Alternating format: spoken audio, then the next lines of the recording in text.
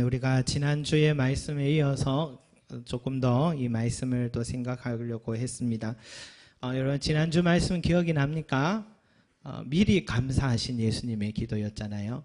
미리 감사하신 것은 확신한 믿음이 있기 때문에 드릴 수 있는 기도다. 그래서 미리 감사하라. 또 기도할 때는 확신을 가지라. 예수님의 기도의 모습을 통해서 우리가 배웠습니다. 오늘 이 예수님의 이 모습을 보면서요, 예수님이 그 기도를 하시고 무덤 앞에 서서 나사로야 나오라 하고 큰 소리로 외치니까 참 놀라운 일이 일어났습니다. 온몸에 그 수족이 다 붕대로 감겼습니다. 세마포로 감겨있던 시신이 벌떡 일어나서 뚜벅뚜벅 걸어 나옵니다. 얼마나 놀라운 일입니까? 근데 한편으로는 참 놀랄 일이기도 하죠. 정말 무섭지 않겠나 싶습니다. 우리도 영화를 가끔 보면은 영안실에 있던 시신이 벌떡 일어서면 눈을 번쩍 뜨면 저는 그 공포 영화보다 그게 더 무섭더라고요. 그래서 참 이런 장면을 보면 한편으로는 무섭기도 하다, 놀랍기도 하다. 그러면서 드는 생각이 어떻게 죽은 사람이 살아날 수 있을까? 분명히 냄새까지 나고 죽었던 사람이 살아날 수 있을까? 저 사람을 살린 예수는 도대체 누굴까? 이런 질문들이 들지 않겠습니까? 그런데 여러분 이런 질문이 든다면 또 어떻게 보면은 틀린 질문이라 할 수 있습니다. 제 3인칭적인 관점에서 이런 질문들이 드는 거죠. 정말 사랑하는 사람이 벌떡 일어나면 너무 기쁘고 표현할 수 없는 감사와 기쁨이 있어야 되는데 제가 왜 일어났지? 어떻게 일어났지? 이런 질문이 드는 것은 남의 일이기 때문에 드는 생각이 아닌가 생각됩니다. 최근에 제가 이렇게 경찰서에 갈 일이 있었는데 제가 가서 이렇게 얘기했습니다. 제가 이분의 다니시는 교회 목사입니다. 얘기하니까 그래서 자세한 사항을 저에게 얘기 좀 해주세요. 얘기를 드리니까 그 경찰 아저씨가 뭐라 하냐면 목사님은 제 3자여서 더 이상 말해줄 수가 없습니다. 그러더라고요. 아, 내가 3자였구나. 나는 그래도 나름 교회 목사라 하면 좀 믿고 얘기해 줄 줄 알았는데 3자라는 소리에 마음이 이렇게 좀 하더라고요. 섭섭했습니다. 그래서 난 3자구나 하고 돌아왔습니다. 여러분 당사자 가족들은요 책임이 있고 그리고 알 권리가 있습니다. 그런데 3자는요 사실 그만큼 관심을 갖지도 못하고 책임도 권리도 없습니다. 이게 3자적인 관점이라고 말할 수 있습니다. 그래서 이 3자에게는 말해주지 않는 것 같아요. 여러분 우리 신앙도요 혹시 이럴 수 있지 않을까 싶습니다. 혹시 3자적인 신앙 태도 3인칭적인 신앙의 태도를 혹시 가질 수도 있지 않을까 이런 생각이 들더라고요. 어떻게 이런 일이 일어났지? 저분 도대체 누구실까? 죽은 자를 살리셨네. 이런 놀라운 표현은 하지만 예수를 믿는 건 아닙니다. 그걸 관찰은 하지만 믿는 것과는 다른 건 신기하네. 이런 생각은 하지만 믿는 것과는 다른 문제입니다. 그래서 오늘 45절에도 믿는 사람이 있었지만 46절에 보니까 그런 놀라운 일을 보고도 쪼르르 어디 가서 소문만 내려고 하는 사람도 있었거든요. 다 믿는 게 아니라는 것 같아요. 3인칭적인 3자적인 태도로 신앙생활을 할 수 있는 것 같아요. 그러나 그의 가족들과 예수를 사랑했고 이 나사로를 사랑했던 사람들에게는 이 문제가 다르게 느껴지는 겁니다. 이 사람들에게는 그런 질문이 먼저 떠오르지 않습니다. 너무너무 고맙고 감사해서 어떻게 이런 일이 있었을까 감사해가지고 찬양하고 예수를 믿고 잔치를 벌이고 그리고 마리아가 12장에 가보니까요 자기가 전재산같이 아껴놓은 향료컵을 깨뜨려서 예수의 발에다 다 부어버립니다. 상식 밖의 행동인데 이게 정말 사랑한 사람의 1인칭적인 신앙인에게 일어나는 일입니다. 3인칭적인 신앙인에게는 절대 이런 일이 일어나지 않습니다. 여러분 여기 계신 성도님들, 여러분, 저와 여러분들, 저도 마찬가지입니다. 우리가 예수를 믿더라도 이 삼인칭적인 관점으로 예수 믿는 분들이 없기를 바랍니다. 다 1인칭적으로. 다 내가 예수를 믿는 그런 마음이 있어야 될 줄로 믿습니다. 삼인칭적인 관점은요, 아무런 감정도 없고 책임도 없습니다. 그렇기 때문에 혜택도 없습니다. 책임을 져본 적이 없는데 어떻게 혜택을 누리겠습니까? 그죠? 처음에는 내가 교회 올 때 다 소개로 오잖아요. 전도로 오고 다 그렇게 옵니다. 그런데 세월이 흘러도요, 여전히 제가 교회를 오는 게 부모님 때문에 오고 또 우리 집사람 때문에 왔다 그러고 또 여전히 누구 때문에 신앙생활 하는 것, 이런 것이 삼인칭적인 신앙생활이라 할 수 있습니다. 또 주님이 나에게 뭘 해주면은 제가 더 잘 믿겠습니다. 이런 조건적인 신앙도 삼인칭적인 신앙생활을 할 수 있습니다. 조건 만족되면 더 잘할 것 같죠? 안 그렇습니다. 조건 자체만 목적이 있기 때문에 조건이 안 되어도 안 믿고 이루어져도 안 믿는 게 이 조건부적인 신앙이 삼인칭적인 신앙이라 할 수 있고요. 또 어떤 신앙이 있습니까? 장로 직분 받으려고 이때까지 그렇게 열심히 했는데 장로 직분 못 받았다고 섭섭병에 들어서 이제 교회 안 나간다 하는 사람도 있거든요. 그것도 삼인칭적인 태도입니다. 그리고 이 교회 너무 헌금을 강요해. 그러면서 이런 데 시험 들어가지고 내가 이제 교회 안 나가. 이것도 다 삼인칭적인 신앙의 태도입니다. 여러분, 삼인칭의 신앙을 갖게 되면 편안합니다. 교회 생활 편안하고 또 책임도 질 것도 없고 괜찮은 신앙생활 할 수 있습니다. 그렇지만 그 특징이 뭐냐면 평생 동안 교회는 다니는데 은혜는 못 누린다는 겁니다. 은혜를 못 누리는 것입니다. 그런데 이런 신앙 그리스도인들이 너무너무 많습니다. 이런 신앙이들이 너무 많습니다. 이런 이들은 한 번도 기도의 능력을 체험을 해본 적이 없습니다. 왜냐? 주님을 생각하기를 나의 주님이 아니라 내 부모님의 주님이요, 내 아내의 주님이요, 나의 주님이 아니거든요. 그 사람 때문에 내가 믿는 거니까. 그러니까 하나님을 믿어본 적도 없으니까 기도할 리가 만무한 겁니다. 기도하는 게 이상한 겁니다. 오히려. 여러분, 그래서 예수님이요, 정말 우리의 신앙의 태도가 3인칭으로 믿고 있는지 1인칭으로 믿고 있는지 제자들에게도 테스트를 한번 해봤습니다. 뭐라고 했냐면 사람들이 나를 누구라 하느냐라고 물었습니다. 그러니까 제자들이 저요 하면서 서로 손을 들고요, 주님을 세례 요한이라 합디다. 저요, 그래 너. 주님을 엘리야라 합디다. 주님을 예레미야라 합디다. 선지자 중에 한 분이라 합디다. 모두 다 주님을 이렇게 설명을 막 하고 있습니다. 들었던 얘기를. 그런데 주님이요, 이렇게 묻습니다. 너희는 나를 누구라 하느냐? 남이 말하는 거 말고 너는 나를 누구라 하느냐? 물었습니다. 그러니까 전부 다 꿀먹은 벙어리가 되어버렸습니다. 그러게요. 저는 주님을 누구라 생각했을까요? 저도 어쩌면 주님을 엘리야 정도, 선지자 정도로 생각해 왔는지도 모르겠네요. 나는 도대체 주님을 누구라 생각했을까요? 오늘 이 질문을 저와 여러분에게도 물을 수도 있어요. 너는 나를 누구라 하느냐? 태강아, 너는 나를 누구라 하느냐? 물을 때 제가 주님께 드릴 질문이 있어야 됩니다. 그래서 어쩌면 예수님이 마지막에 베드로에게 이런 질문한 게 아닌가 싶어요. 네가 나를 사랑하느냐? 아무 말 안 하니까 네가 나를 사랑하느냐? 네가 나를 사랑하느냐? 주님이 묻고자 알고자 하는 것은 내가 주님을 뭐라고 하느냐입니다. 남이 목사가 옆에서 누가 뭘 하는 게 아니라 내가 주님을 뭐라고 하느냐라고 물을 때 내가 대답할 수 있어야 됩니다.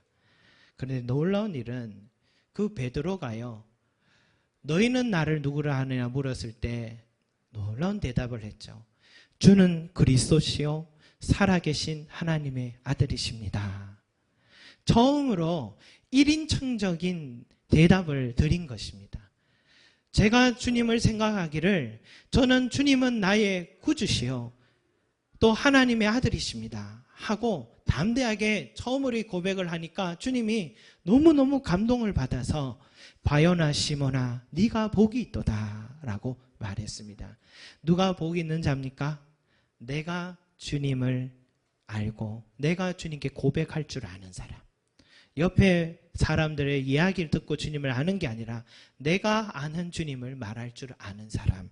이런 사람이 복이 있는 사람인 줄로 믿으시 바랍니다. 여러분 신앙생활 몇 년 했다. 교회 봉사 얼마나 했다. 이게 중요한 게 아닙니다. 나에게 예수님은 누구신가? 이 질문에 대한 확신과 대답을 갖고 있어야 된다라는 것입니다. 여러분. 제 3인 칭적 신앙생활을 하면은요. 작은 일에도 시험을 잘 당합니다. 작은 일에도 시험을 잘 당합니다. 또 작은 일에 섭섭한 마음도 왜 그래 잘 찾아오는지요. 왜냐? 내 안에 예수를 믿어야 될 이유가 없기 때문에 항상 내가 교회 생활하고 예수를 믿는 이유가 다른 곳에서 자꾸 찾거든요. 다른 곳에서 이유를 찾습니다. 내가 이 교회 가니까 이 교회는 말씀이 참 좋아요. 목사님 말씀이 참 좋아요. 여러분 그런 느낌 받은 적이 있으십니까? 예, 곤란한 질문에 죄송합니다. 근데요 아무리 말씀 좋아도요 한 1년 들으면 그 말씀이 그 말씀 같습니다. 또 똑같은 말 반복하네. 그럴 때가 있거든요. 저도 압니다. 그리고 여러분 이 교회는 사람들이 너무너무 좋아. 그런데 한 1년 다녀보십시오. 그 사람이 그 사람 같습니다. 다 똑같네 이 생각이 듭니다. 이 교회는 예배가 살아있네. 산 예배는 뭐고 죽은 예배는 뭡니까? 예배는 다 예배잖아요. 그러니까 나름 이런저런 이유를 다 대어보아도 다 한계가 있습니다. 다 부차적인 이유들이거든요. 왜 나의 입술에서는 이런 고백이 없을까요? 주님이 나를 이곳에 보내셨기 때문에 제가 이 교회를 섬기고 있습니다. 주님이 나를 이곳에 부르셨기에 제가 주님을 섬기고 있습니다. 이런 고백을 우리도 해야 될 줄로 믿습니다. 여러분 교회가 뭐냐면 에클레시아, 히라버로 헬라어로 에클레시아라고 하는데 에클레시아가 교회라는 뜻인데요. 무슨 뜻이냐면 부름받은 자들의 모임입니다. 교회는요 부름받은 자들의 모임입니다. 우리 사명 선언할 때 처음에 뭐라 합니까? 우리는 세상으로부터 부름받은 하나님의 백성이며 라고 했거든요. 오늘 이 자리에 우리가 모여 있는 것은 부름받았기 때문에 모여 있는 것입니다. 믿으시기 바랍니다. 여러분 그런 이유 때문에 우리가 교회를 섬기는 것입니다. 목사만 부름받은 종이신 우리 목사님을 위해서 기도할 때 그래 하지 마십시오. 목사만 부름받은 게 아닙니다. 목사만 부름받으면 목사 혼자 교회 어떻게 세워가겠습니까? 혼자 설교하는데 아무도 없으면 그게 교회가 되겠습니까? 목사만 부름받은 게 아니라 성도도 부름받았습니다. 성도도 부름받았습니다. 원래 옛날 교회는요 이런 건물 교회가 아닙니다. 목사 혼자 앞에 서 있고 이렇게 성도들이 앉아있는 이런 분위기가 아니라 다 둘러앉았습니다. 둘러앉았습니다. 지금도 중국의 가정교회나 북한의 지하교회들은 이렇게 작은 집에서 둘러앉아서 예배를 하고 내가 만난 예수님을 전하고 이야기하면 그렇게 은혜가 되고 그래서 우리 함께 모두 다 부름받은 우리 하나님의 백성임을 알고 그래 예배를 드렸거든요.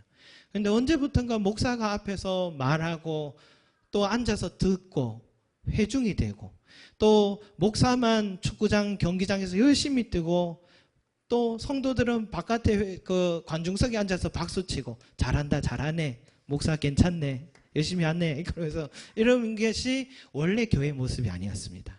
초대교회는 모두가 부름받은 성도로서 모두 다 전도하러 갔고 모두 다 이 사명을 선언했던 것이 원래 교회의 모습이거든요. 그러니까 부름받은 것은 목사만 아니라 모두가 다 부름받은 곳입니다. 그래서 이 성경의 교회를 뭐라고 하냐면 몸으로 비유를 했습니다. 그리스도의 몸이다. 어떤 사람은 손이고 어떤 사람은 코고 어떤 사람은 다리요 발의 역할을 해주고 목사도 그 중에 한 부분입니다. 머리는 누구냐? 목사가 아닙니다. 머리는 예수 그리스도입니다.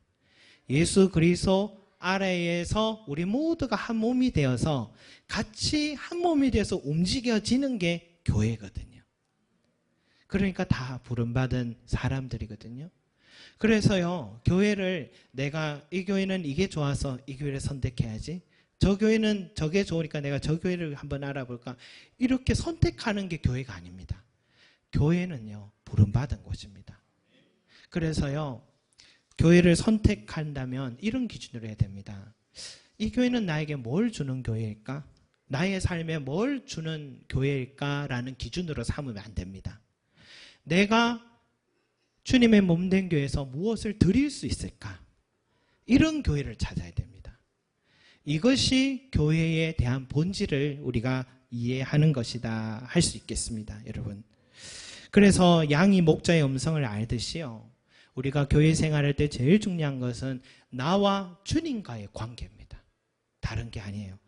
다른 건 다 부차적인 것들입니다. 주님과 나와의 관계가 제일 중요하고, 여러분, 예수님은 포도나무요, 우리는 가지라 했잖아요.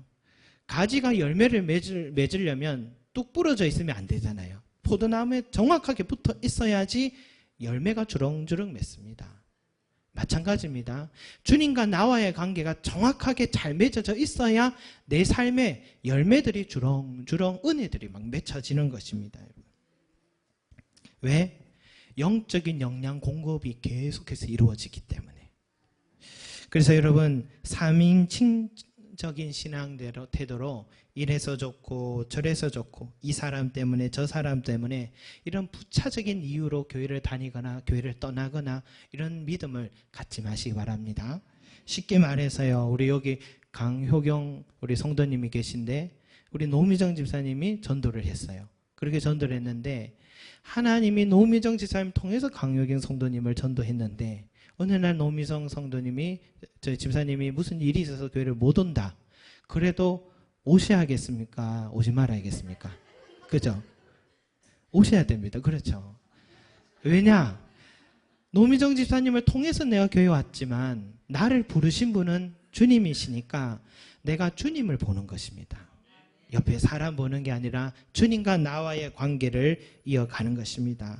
사람 절대로 보지 마십시오. 여러분, 사람은요, 목사도 이렇게 양복 입으니까 목사 같지, 평소에 슬리퍼 끌고 반바지 입고 돌아다니면 누군가 유심히 쳐다보고 그러거든요. 양복 입고 나타나면 목사구나 하는 느낌이 들어요. 그러니까 강단에 내려가면 뭐 별로 목사 같지도 않고 인품도 성품도 여기서는 좀 거룩해 보입니까? 어제 내려가면 전혀 안 그렇거든요. 정말 인간적이고 정말 부족함이 많아서 여러분, 시간이 지나면 사람 보면 다 실망합니다. 사람 보면 절대로 안 된다는 거고요. 그리고 내가 이런 대접 받으면서 이렇게 교회 생활 해야겠나, 이런 생각이 들 때가 있잖아요. 그럴 때 술 한잔 하지 마십시오. 그럴 때 술 한잔 하면 에이 하면서 이렇게 다 던져버리시더라고요. 그러니까 그럴 때도 꾹 참고, 사탄이 내가 하나님과의 관계를 잘 이어가려고 하니까 사탄이 공격한다는 게 이런 거구나. 저 사람의 저 말이 그 사람이 하는 게 아닙니다. 그 사람이 그 행동이 그 사람이 하는 게 아닙니다. 사실은 그 사람을 사로잡아서 사탄이 나를 공격할 때가 있습니다. 그럴 때 이게 사탄의 공격이 이런 거구나. 나와 하나님과 관계를 이렇게 환경을 통해서 멀어지게 한다는 게 생각지 못한 방법으로 여러분 찾아옵니다. 정말 믿었던 사람을 통해서 나에게 상처를 줄 때가 있습니다. 저 사람이 저럴 사람이 아닌데 이상한 행동을 하면 그때는 사탄이 공격하는 거구나. 내가 지금 시험을 지금 받고 있구나. 그렇게 믿고 더욱더 그때는 내가 기도를 조금 적게 했는 거구나 생각하시고 더 기도하고 하면 그 문제가 정확하게 보이셔야 하고, 혹시나 내가 부족한 게 있으면 깨닫게 되고, 아니면 상대가 그 사람이 잘못한 게 있으면 하나님이 갚아주십니다. 그러니까 절대로 사람 보지 말고 사람을 통해서 우리가 상처받아서는 안 된다. 이런 건 다 부차적인 것이지 하나님과 나와의 관계를 잘 이어가야 된다. 그래서 여러분, 교회는 내 인생의 도피처거든요.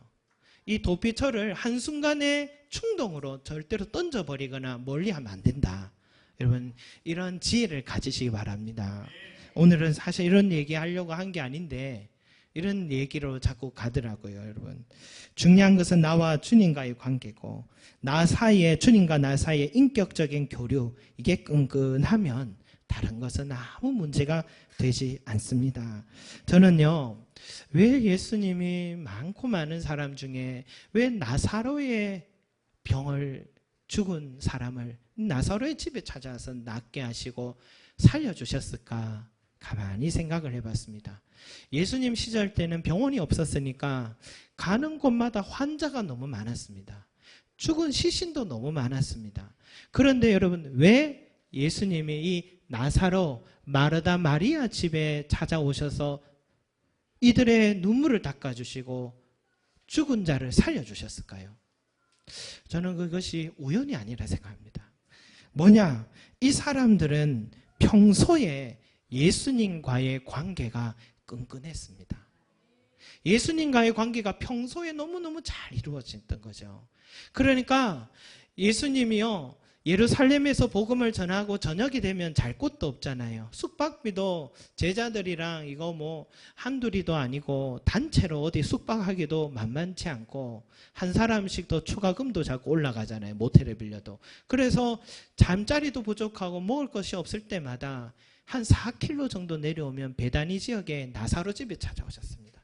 그러면 아무 이유도 없습니다. 준비해 놓은 것도 없어도 예수님 오시기만 하면 무조건 어서 오십시오 하면서 극진하게 대접해주고, 예수님이요, 이 집만 가면 부담이 없으니까 기쁨으로 늘 찾아가서 이 집에 가면요, 뭐 냉장고 싱크대 안에 모든 물건들 다 꺼내가 있는 것 없는 것 다 주님과 함께 뭐 울릉도 오징어 찢어 먹으면서 얘기하고 말씀 나누고 차 마시고 너무너무 기쁨의 교류를 이루었거든요. 매일 이런 생활을 매일 해왔던 사람들입니다.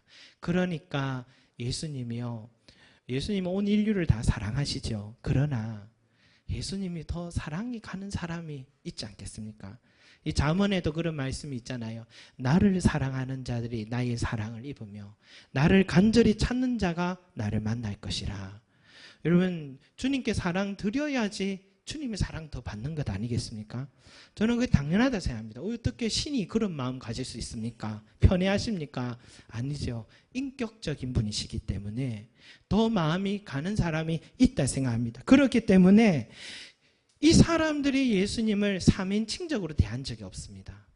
항상 1인칭으로 대했습니다. 그러니까 예수님이 이 사랑하시던 자가 죽었고 그들이 형제들이 눈물을 흘릴 때 다가가셔서 눈물을 닦아주시고 그들을 위하여서 소망하는 걸, 자연의 섭리를 거슬러서라도 그들의 소망하는 기도의 제목을 들어주신 것입니다. 여러분, 은혜 받는 데는 이유가 있습니다. 우연이 없습니다. 다 이유가 있고 그만한 예수님께 드린 사랑이 있었기 때문에 예수님께서 그 마음을 이해하시고 갚아주신 게 아닌가 생각합니다. 사랑하는 성도 여러분, 제가 최근에 한두 달 전이었던, 몇 달 전이었던 것 같은데, 저희 그 시찰에 예쁘게 세워진 한 교회가 있는데, 우리 지난해 부흥에도 같이 갔던 그 교회입니다. 근데 그 교회 목사님과 사모님이 부임하신 지 한 20여 년이 되셨는데 얼마나 열심히 사역했겠습니까? 아름답게 건축도 했습니다. 근데 건축도 다 하고 나서 이제 목회를 즐겁게 하려고 하는 찰나에 이 뇌출혈이 일어난 것 같아요, 목사님이. 그래서 쓰러지셨습니다. 심해서 불가능하다라고 했습니다. 그래서 사모님과 함께 병원에서 간호를 하고 하는데 이제는 목사님이 쓰러져서 어렵다라는 진단을 받고 사모님이 옆에서 간호를 하시는데, 그런데 그 간호할 때에 가장 고마웠던, 가장 힘이 된 것은 찾아와서 다른 것보다도 기도해 줄 때가 제일 힘이 많이 되더래요. 기도해 줄 때가 제일 큰 힘이 되었고, 또 하나는 뭐냐면 그동안 생각이 잘못했던 걸 깨달았다고 합니다. 이전에는 교회를 위해서, 성도를 위해서 목사님이 존재했고, 또 가정에서는 자녀를 위해서, 가족을 위해서 목사님이 존재한다라고 생각을 했는데, 목사님이 쓰러지고 나니까 사모님이 나도 같이 죽는 거구나. 그때서야 깨닫게 됐답니다. 목사님이 쓰러지고 나니까 교회도 아무것도 진행이 되지 않고 교회도 서지 않더랍니다. 그러니까 전에는 목사님이 위에서 있는 존재인 줄 알았더니 알고 보니까 목사님이 쓰러지고 나니까 교회도 안 되고 가정도 자녀들도 아무것도 안 되더라는 것을 깨달았다면서 제 옆에 있는 사모에게 꼭 목사님을 최우선으로 생각해 주라고 그렇게 얘기하더라고요. 최우선으로 생각하라고 그렇게 얘기하더라고요.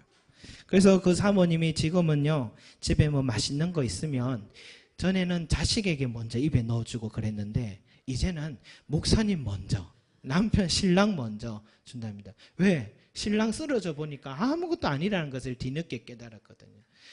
우리 신혼부부도 결혼해서 아기 낳고 하면은 아기 깬다고 저녁에, 남편 저녁에 종일 일하고 들어왔는데 그 발 뒤꿈치 들고 들어오라고 그런 엄마들이 있잖아요. 그죠? 어떨 때는 아기 잠들려고 하는데 왜 들어오냐고, 벨 누르지 말라고 저녁에 빙글빙글 집 밖에 돌게 하는 엄마들이 있잖아요. 그런데 이 모든 게 사실은 이게 본질인 줄 알았는데 그게 다 부차적인 거라는 것을 쓰러져 보니까 알겠더래요. 그러면서 저희 사모, 저보고 그 사모님이 그래 얘기하죠. 목사님 오늘 개를 탄 거라고 그러더라고요. 아직도 개 탔는지 못 느끼고 있습니다. 어쨌든 여러분, 우리 살아가면서요, 부차적인 것이 중심이라고 오해할 때가 있는 것 같습니다. 오히려 생명의 근원되는 것을 부차적인 자리에 놓고 있을 때가 참 많습니다. 잘 모를 때가 많다는 것입니다. 신앙생활도 마찬가지라 생각합니다. 예수님이 내 삶의 중심이 돼야 되는데 자꾸만 다른 것에 마음을 두고 쓰는 것입니다. 여러분.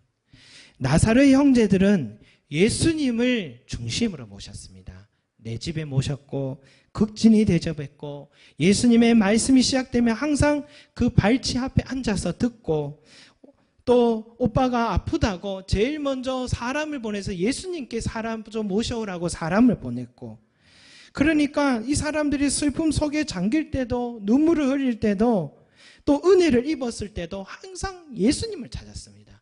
예수님께 감사를 표현을 했던 것입니다, 여러분. 그러니까 이 사람들이 예수님을 중심으로 사니까 예수님도 이 사람들을 위로해 주신 것입니다.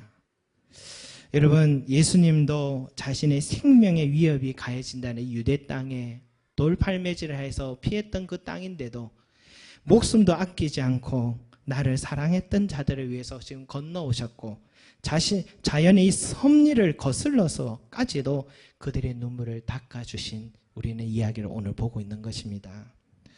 사랑하는 성도 여러분, 절대로 오늘부터라도 예수님을 대하고 신앙생활 할 때 3인칭적인 신앙생활 하지 마시기 바랍니다.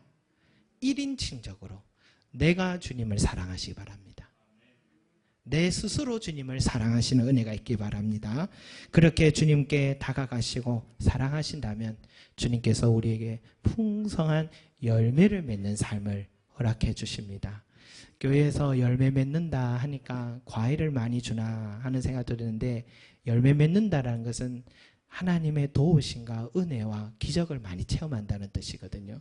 그래서 우리가 주님께 3자적인 게 아니라 나 스스로 1인칭적인 마음을 들이셔서 나와 주님과의 관계를 끈끈하게 잘 가지셔서 여러분의 삶에 매일마다 복된 삶이 되시기를 소망합니다. 아멘. 우리가